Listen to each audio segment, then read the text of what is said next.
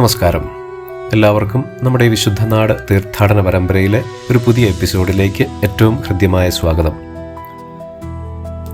ഒലിവുമലയുടെ താഴ്വാരത്ത്, അതായത് കിദ്രോൺ താഴ്വരയിൽ ആരംഭിച്ച് ഗത്സമൻ തോട്ടവുമൊക്കെ കടന്ന് ഒലിവുമലയുടെ ഏറ്റവും മുകളിലുള്ള ഈശോയുടെ സ്വർഗാരോഹണം നടന്നു എന്ന് വിശ്വസിക്കപ്പെടുന്ന സ്ഥലത്ത് സ്ഥിതി ചെയ്യുന്ന ആ ദേവാലയമായിരുന്നു കഴിഞ്ഞ എപ്പിസോഡിൽ നമ്മൾ സന്ദർശിച്ചത്. അവിടെ ഈശോയുടെ പാദമുദ്രയുടെ ഓർമ്മകൾ ഉണർത്തുന്ന ഒരു പാറയുമൊക്കെ നമ്മൾ സന്ദർശിച്ചു. ബൈസന്റൈൻ കാലഘട്ടത്തിലും പിന്നീട് കുരിശുയുദ്ധ കാലഘട്ടത്തിലുമൊക്കെ ഇവിടെ സ്ഥിതി ചെയ്തിരുന്ന ആ ദേവാലയങ്ങളുടെ ശേഷിപ്പുകൾക്ക് മുകളിലാണ് ഇന്ന് നമ്മൾ കാണുന്ന ആ ഒരു ഡോം സ്ഥിതി ചെയ്യുന്നത്.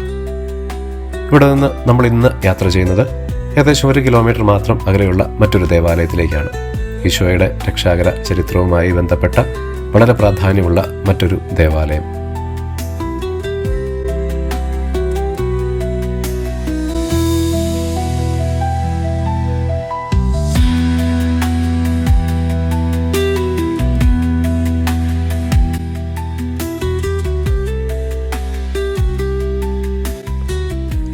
നമ്മളിപ്പോൾ നിൽക്കുന്നത് ഒലിവുമലയുടെ ഏറ്റവും മുകളിലുള്ള അത്തൂർ എന്ന ഒരു അറബ് ഗ്രാമത്തിലാണ്.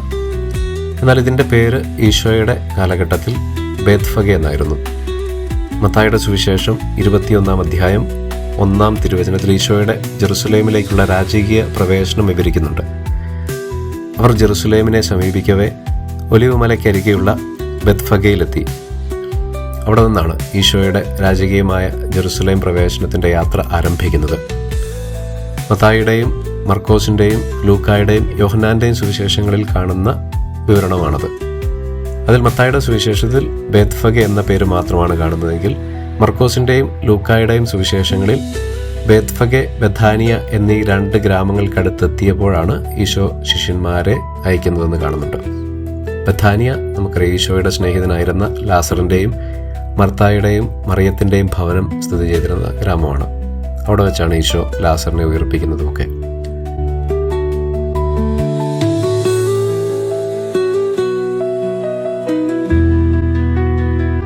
ജെറീക്കോയിൽ നിന്ന് ജെറൂസലേമിലേക്ക് വരുമ്പോൾ ഒലിവുമല എത്തുന്നതിന് അല്പം മുൻപുള്ള ഒരു ഗ്രാമമാണ് ബഥാനിയ.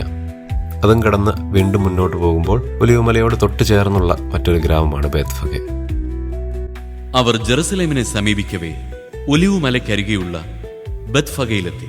അപ്പോൾ യേശു തന്റെ 2 ശിഷ്യന്മാരെ ഇപ്രകാരം നിർദ്ദേശിച്ചയച്ചു: എതിരെ കാണുന്ന ഗ്രാമത്തിലേക്ക് പോകുവിൻ.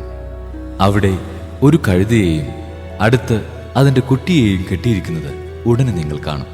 അവയെ അഴിച്ച് എന്റെ അടുക്കൽ കൊണ്ടുവരിക. ആരെങ്കിലും നിങ്ങളോട് എന്തെങ്കിലും ചോദിച്ചാൽ കർത്താവിന് അവയെക്കൊണ്ട് ആവശ്യമുണ്ടെന്ന് പറയുക. അവൻ ഉടനെ തന്നെ അവയെ വിട്ടുതരും.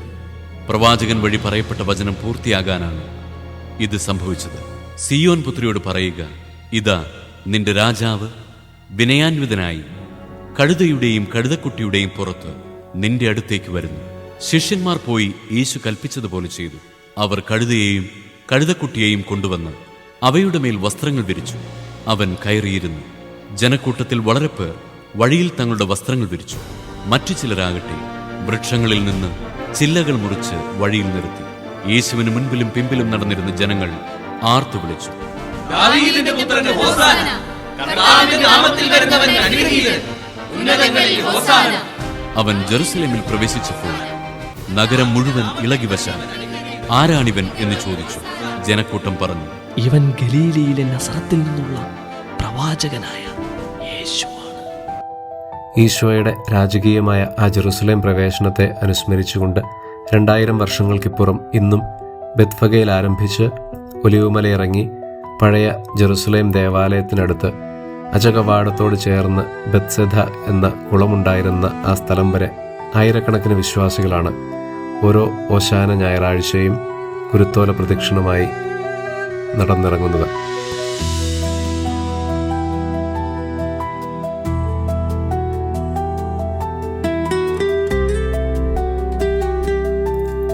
ആ കുരുത്തോല പ്രദക്ഷിണം ആരംഭിക്കുന്ന ബേത്ഫഗയിലെ ദേവാലയത്തിലാണ് നമ്മൾ ഇന്ന് സന്ദർശനം നടത്തുന്നത്. ബേത്ഫഗെ എന്ന ഹീബ്രു നാമം വരുന്നത് ബേത് ഫഗെ എന്നീ 2 വാക്കുകളിൽ നിന്നാണ്. ബേത് എന്നാൽ ഭവനം എന്നും ഫഗെ എന്നാൽ പാകമാകാത്ത അത്തിപ്പഴം എന്നുമാണ്. അപ്പോൾ ബേത്ഫഗെ എന്ന വാക്കിൻ്റെ അർത്ഥം പാകമാകാത്ത അത്തിഫലങ്ങളുടെ ഭവനമെന്നാണ്. ഒരുപക്ഷെ ആ പേരുമായി ബന്ധപ്പെട്ട മറ്റൊരു ചരിത്രം കൂടിയുണ്ട്. മത്തായിയുടെ സുവിശേഷം 21-ാം അധ്യായത്തിൽ ഈശോയുടെ രാജകീയമായ ജെറുസലേം പ്രവേശനത്തിന് ശേഷം അവൻ ദേവാലയം ശുദ്ധീകരിക്കുന്നു.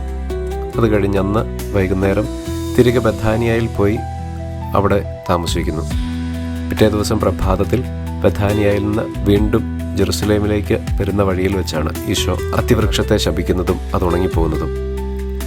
അതുകൊണ്ട് തന്നെ മത്തായിയുടെ സുവിശേഷത്തിലെ ആ വിവരണം അനുസരിച്ച് ഈശോ അത്തിവൃക്ഷത്തെ ശപിക്കുന്നത് ബേത്ഫഗയിൽ വെച്ചായിരിക്കാനാണ് ഏറ്റവും സാധ്യത.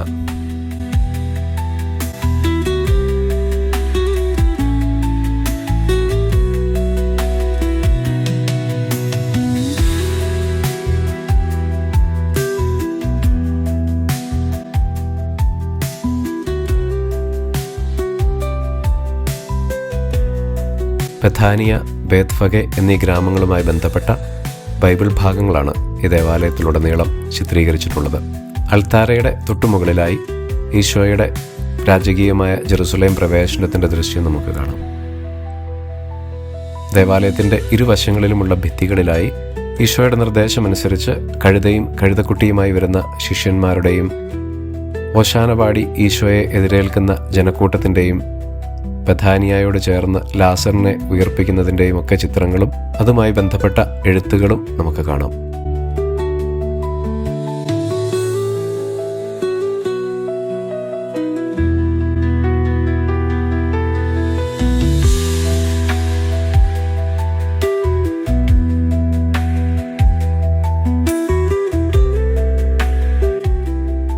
ഈ ദേവാലയത്തിലെത്തുന്ന വിശ്വാസികളുടെയും തീർത്ഥാടകരുടെയും ശ്രദ്ധയെ ആകർഷിക്കുന്ന ഒരു പ്രധാനപ്പെട്ട കാര്യമുണ്ട്.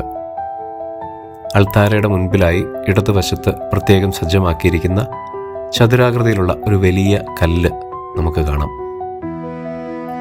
ഈശോയുടെ രാജകീയമായ ജെറുസലേം പ്രവേശനത്തിൻ്റെയും ബഥാനിയയിൽ വെച്ച് ലാസറിനെ ഉയർപ്പിക്കുന്നതിൻ്റെയും രംഗങ്ങളാണ് ഈ കല്ലിൽ നിറയെ ചിത്രീകരിച്ചിരിക്കുന്നത്.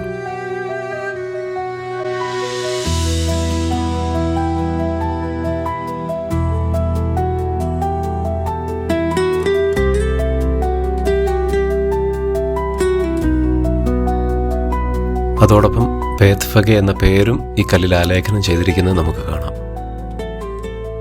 നൂറ്റാണ്ടുകളോളം മണ്ണിൽ മറഞ്ഞു പോയിരുന്ന ഈ ഒരു കല്ല് 1870 കാർഷികാവശ്യങ്ങൾക്കായി മണ്ണ് നീക്കിയപ്പോൾ കണ്ടെത്തുന്നതും തുടർന്ന് ഈ പ്രദേശത്തെക്കുറിച്ച് കൂടുതൽ പഠനങ്ങളും ഗവേഷണങ്ങളും ഒക്കെ നടത്തുന്നതും. അങ്ങനെയാണ് കുരിശുയുദ്ധ കാലഘട്ടത്തിലും അതിനു മുൻപും ഒക്കെ ഇവിടെ ഉണ്ടായിരുന്ന ദേവാലയങ്ങളെക്കുറിച്ചും അതിൻ്റെ ഘടനയെക്കുറിച്ചുമൊക്കെയുള്ള സൂചനകൾ ലഭ്യമാകുന്നത്.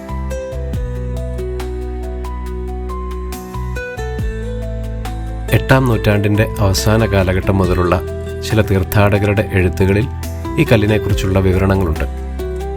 ജെറുസലേം യാത്ര ആരംഭിക്കുന്നതിന് മുമ്പ് ഈശോ കഴുതപ്പുറത്ത് കയറുന്നതുമായി ബന്ധപ്പെട്ടാണ് ഈ കല്ലിനെ അനുസ്മരിച്ചിരുന്നത്. തുടർന്നുള്ള നൂറ്റാണ്ടുകളിലൊക്കെ ഏതാനും ചില എഴുത്തുകാർ ഈ കല്ലിനെക്കുറിച്ച് പരാമർശിക്കുന്നുണ്ട്. പിന്നീട് കുരിശുയുദ്ധ കാലഘട്ടം ആരംഭിക്കുമ്പോൾ ഈശോയുടെ രാജകീയ പ്രവേശനത്തെ അനുസ്മരിച്ചുകൊണ്ട് ഈ പ്രദേശത്ത് ഒരു ദേവാലയവും നിർമ്മിക്കുന്നുണ്ട്. എന്നാൽ സലാഹുദ്ദീൻ്റെ ജെറുസലേം അധിനിവേശത്തിൽ ആ ദേവാലയവും ഈ പ്രദേശവുമൊക്കെ നശിപ്പിക്കപ്പെടുകയും ഈ കല്ലും ഈ ദേവാലയത്തിൻ്റെ അവശിഷ്ടങ്ങളുമെല്ലാം വിസ്മൃതിയിലാണ്ടുപോവുകയും ചെയ്തു. ഫ്രാൻസിസ്കൻ മിഷണറിമാർ വിശുദ്ധനാടിൻ്റെ സംരക്ഷകരായി വന്നതിന് ശേഷം ഈ പ്രദേശത്തിൻ്റെ ചരിത്രപരവും വിശ്വാസപരവുമായ പ്രാധാന്യമൊക്കെ പുനരാവിഷ്കരിക്കപ്പെടുന്നുണ്ടെങ്കിലും ഈ പ്രദേശത്തുണ്ടായിരുന്ന ദേവാലയത്തെക്കുറിച്ചോ ഈ കല്ലിനെക്കുറിച്ചോ ഒന്നും കുറേ കാലം സൂചനകളൊന്നും ഉണ്ടായിരുന്നില്ല. പിന്നീട് 1870-കളിൽ ഈ പ്രദേശത്തു നിന്ന് ഈ കല്ല് വീണ്ടെടുത്തതിനെ തുടർന്നാണ് അവിടെ ഒരിക്കൽ കൂടി ചെറിയൊരു ദേവാലയം നിർമ്മിക്കപ്പെടുന്നതും 1954 നമ്മൾ ഇന്ന് കാണുന്ന രീതിയിൽ ആ ദേവാലയം നവീകരിക്കുന്നതും.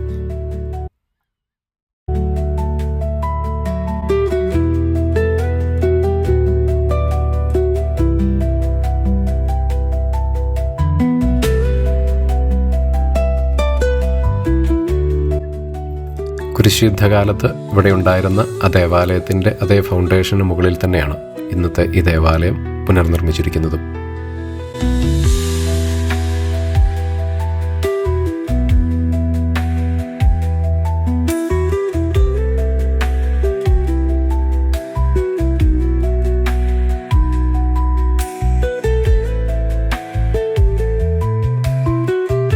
ഓശാന ഞായറാഴ്ചകളിൽ ഇവിടെ നടക്കുന്ന കുരുത്തോല പ്രദക്ഷിണത്തിന് നൂറ്റാണ്ടുകളുടെ പഴക്കമുണ്ട്. തീർത്ഥാടകയായിരുന്ന എജേറിയായുടെ ഗ്രന്ഥത്തിലാണ്, അതായത് ഏകദേശം 4-ാം നൂറ്റാണ്ടിൻ്റെ അവസാന കാലഘട്ടത്തിലാണ് ആദ്യമായി ആ ഒരു പ്രദക്ഷിണത്തെക്കുറിച്ചുള്ള വിവരണം നമുക്ക് ലഭ്യമാകുന്നത്. ഒലിവുമലയുടെ മുകളിൽ ഈശോയുടെ സ്വർഗാരോഹണം നടന്ന ആ ഒരു സ്ഥലത്ത് വെച്ചാണ് അന്ന് ഈ പ്രദക്ഷിണം ആരംഭിക്കുന്നത്. വിശുദ്ധ ഗ്രന്ഥ വായനയോടുകൂടി ആരംഭിച്ച് മെത്രാൻ്റെ നേതൃത്വത്തിൽ വിശ്വാസികളുടെ ഒരു വലിയ ഗണം ഇവിടെ നിന്ന് പ്രാർത്ഥനയും ഗാനങ്ങളുമൊക്കെ ഉരുവിട്ടുകൊണ്ട് ഒലിവുമല ഇറങ്ങി ഈശോയുടെ ഖബറുടെ ദേവാലയം വരെ എത്തിച്ചേരുന്നു.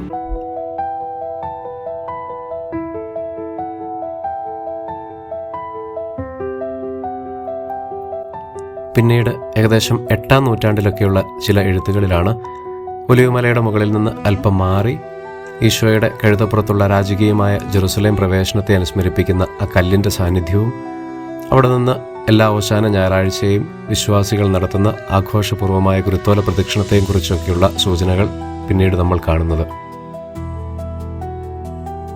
പിന്നീട് കുരിശുയുദ്ധ കാലഘട്ടത്തിലാണ് ഇവിടെ ഒരു ദേവാലയം നിർമ്മിക്കപ്പെടുന്നത്. അതേപ്പറ്റി ചരിത്രകാരന്മാർക്കിടയിൽ 2 അഭിപ്രായങ്ങളുണ്ട്. ഒന്നുകിൽ ഇവിടെ നിലനിന്നിരുന്ന മറ്റൊരു ദേവാലയത്തിൻ്റെ ശേഷിപ്പുകൾ കണ്ടെത്തിയതിനെ തുടർന്നാവാം, അതല്ലെങ്കിൽ അതുവരെ നിലവിലിരുന്ന വിശ്വാസ പാരമ്പര്യത്തിൻ്റെ അടിസ്ഥാനത്തിലാകാം അന്ന് അവിടെ ദേവാലയം നിർമ്മിക്കുന്നത്. അങ്ങനെ കുരിശുയുദ്ധ കാലഘട്ടത്തിൽ കുരുത്തോല പ്രദക്ഷിണത്തോടുകൂടി ആരംഭിക്കുന്ന ഈശോയുടെ പീഡാനുഭവ വാരം വളരെ സമുചിതമായി വിശുദ്ധ നാട്ടിൽ കൊണ്ടാടിയിരുന്നു. പിന്നീട് അടുത്ത ഇസ്ലാമിക അധിനിവേശ കാലത്തിലാണ് ഈ ഒരു പാരമ്പര്യം അടിച്ചമർത്തപ്പെട്ടു പോകുന്നത്. പിന്നീട് വിശുദ്ധ നാടിൻ്റെ സംരക്ഷകരായി ഫ്രാൻസിസ്കൻ സന്യാസിമാർ എത്തിയതിനു ശേഷമാണ് ഈ ഒരു പാരമ്പര്യം വീണ്ടെടുക്കപ്പെടുന്നത്. വിശുദ്ധ നാട്ടിലെ ഫ്രാൻസിസ്കൻ സന്യാസ സമൂഹത്തിൻ്റെ തലവനായ ഫ്രാൻസിസ്കൻ കുസ്തോസിൻ്റെ ആഭിമുഖ്യത്തിലാണ് ഈ ഒരു ചടങ്ങുകൾ അന്ന് നടത്തി വന്നിരുന്നത്. ഈശോയുടെ ആ യാത്രയെ അനുസ്മരിപ്പിക്കും വിധം ഒരു കഴുതപ്പുറത്തേറിയാണ് ഈ ഒരു കുരുത്തോല പ്രദക്ഷിണത്തിന് ഫ്രാൻസിസ്കൻ കുസ്തോസ് നേതൃത്വം നൽകിയിരുന്നത്. അദ്ദേഹത്തെ അനുഗമിച്ചുകൊണ്ട് ഫ്രാൻസിസ്കൻ സന്യാസിമാരുടെയും ആയിരക്കണക്കിന് വിശ്വാസികളുടെയും ഒരു സമൂഹം ഈ യാത്രയിൽ പങ്കെടുത്തിരുന്നു. എന്നാൽ ഇന്ന് ഈ ചടങ്ങുകൾക്ക് നേതൃത്വം നൽകുന്നത് ജെറൂസലേമിലുള്ള ലത്തീൻ പാത്രിയാർക്കീസാണ്. അദ്ദേഹത്തോടൊപ്പം ഫ്രാൻസിസ്കൻ സന്യാസിമാരും മറ്റനേകം മെത്രാന്മാരും പുരോഹിതരും വിശ്വാസികളും ഈ ഒരു വിശുദ്ധയാത്രയിൽ പങ്കെടുക്കാറുണ്ട്.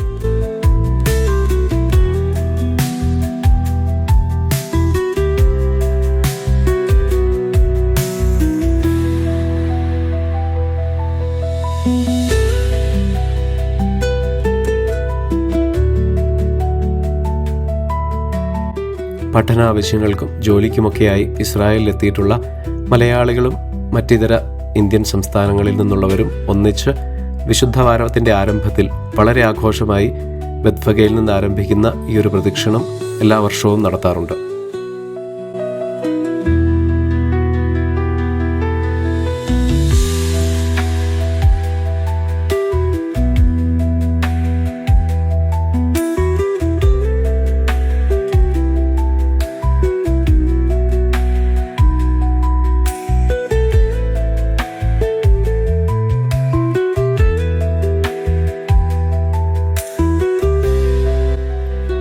നമ്മൾ ഈ യാത്ര തുടരുകയാണ്. ഈശോ നടന്ന വഴികളിലൂടെ അവൻ്റെ ജീവിതത്തെ നമുക്ക് മുമ്പിൽ തുറന്നു വയ്ക്കുന്ന വിശുദ്ധ ഗ്രന്ഥത്തിൻ്റെ താളുകളെ കൺമുൻപിൽ കണ്ട് അനുഭവിച്ചറിഞ്ഞുകൊണ്ട് ഈശോയുടെ പാദസ്പർശമേറ്റ മറ്റൊരു ദേവാലയത്തിൻ്റെ ചരിത്രവുമായി അടുത്ത എപ്പിസോഡിൽ നമുക്ക് വീണ്ടും കണ്ടുമുട്ടാം.